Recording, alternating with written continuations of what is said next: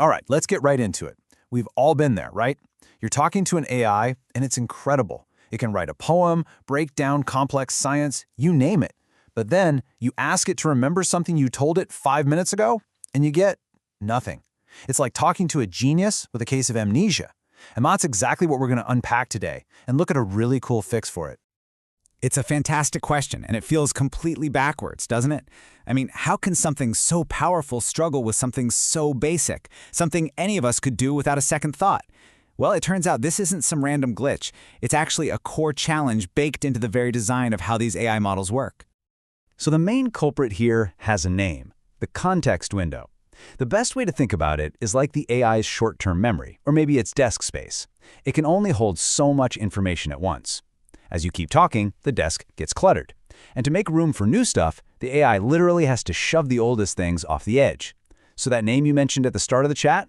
Yeah, it just fell off the desk. Now, researchers have been wrestling with this memory problem for a while, and the go-to solutions have always centered on one thing: text. Just more and more text. But, as we're about to find out, trying to fix this with just a long, boring line of words creates some pretty big problems of its own. This really shows you what I mean. The old methods fall into two camps. First, you have what you could call the raw history approach. The AI just grabs a messy chunk of your past conversation. The problem? It's full of junk, filler words and tangents that eat up that precious memory budget. The other method is the text summary. The AI tries to be smarter and writes a little summary of the chat. It's a step up for sure, but it's got this one huge hidden flaw. And here is that flaw. It's called uniform information density. It's a fancy term for a simple, kinda dumb problem. In a text file, every single word costs the exact same amount of memory. So, a useless word like the takes up the same space as the critical piece of information you're looking for. The AI has no way to signal, hey, this part right here is super important, but all this other stuff is just fluff. It's incredibly inefficient. Okay, so this is where things get really interesting. What if we stopped trying to force AIs to remember things in a straight line of text? What if, instead, we let them remember things the way we do, visually? This is a huge change in thinking, a total paradigm shift for how we approach AI memory. And the researchers behind this new technique, called MemoCR, they put it perfectly. They call it a paradigm shift from 1D textual memory to 2D visual memory. We're literally going from one dimension, a line of text, to 2 dimensions, a rich visual canvas where information can be organized in a much smarter way. So here's the best way to think about this. One-dimensional text memory is like reading a book. You just go word by word, from start to finish. But 2-dimensional visual memory, that's like looking at a mind map. And what's the first thing you do on a mind map with the main idea? You write it in the middle, you make the font huge, you put a circle around it, you give it visual importance. And that is exactly what this new method lets an AI do. And this superpower has a name too. It's called adaptive information density. It's the perfect solution to that old problem. Now the AI can be strategic with its memory. It can make the crucial facts big and bold so they're easy to see, while it shrinks the less important details into the background. It's all about packing way more useful information into the exact same amount of space. Okay, so an AI creating a visual mind map of its memory sounds really cool, but how does that actually work? How do you get a large language model to suddenly think in pictures?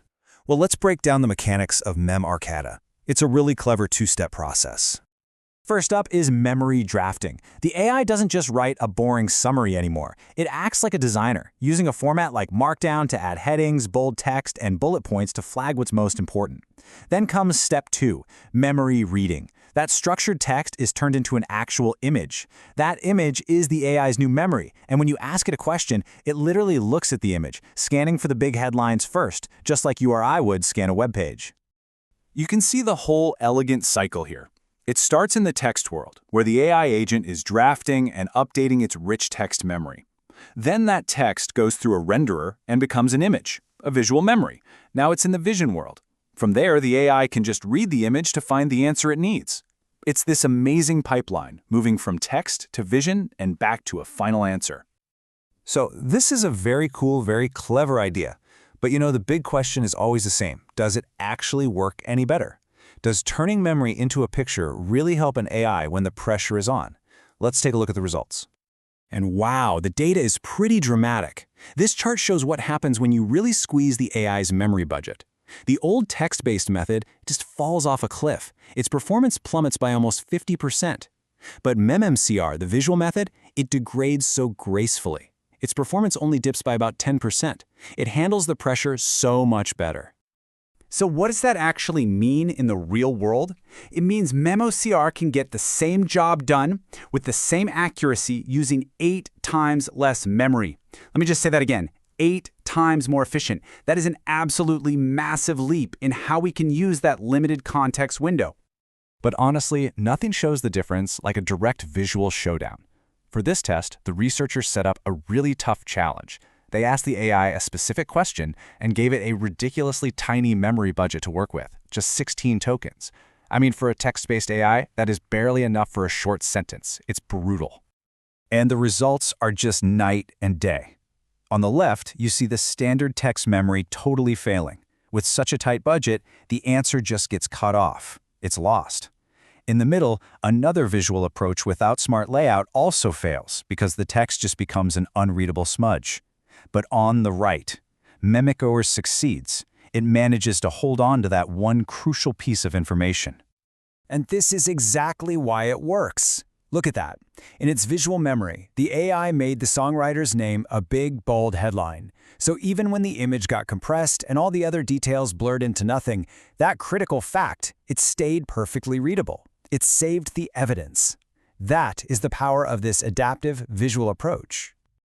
So this is way more than just a cool academic trick. Giving an AI a memory that's this much more efficient and reliable, it has huge implications for what we can actually do with this technology. This really changes the game for any kind of complex, long-running task. So what does a future with this tech look like? Well, for one, you get AI assistants that actually remember your conversation from yesterday or even last week.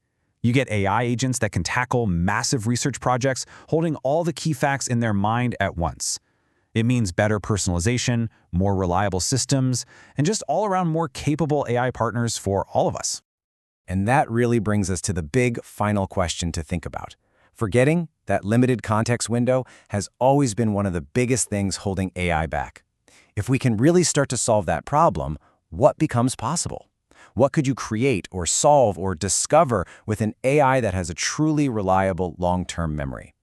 It's a pretty exciting future to imagine.